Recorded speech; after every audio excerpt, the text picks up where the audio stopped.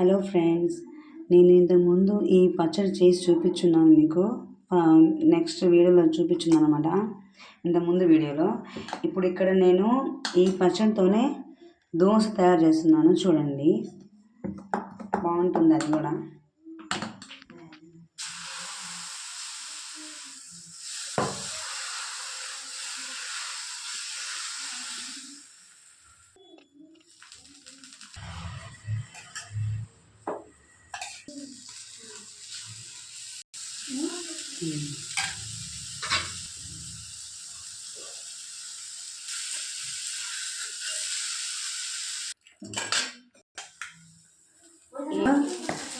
ఇది ఇలా చేసుకొని తింటే, చీజ్ వేసుకుంటే దీని మీద మనకి రెస్టారెంట్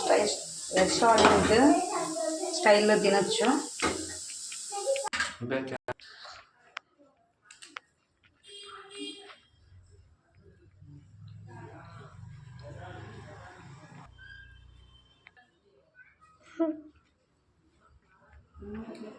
రెస్టారెంట్లో తినేంత టేస్ట్ ఉందండి.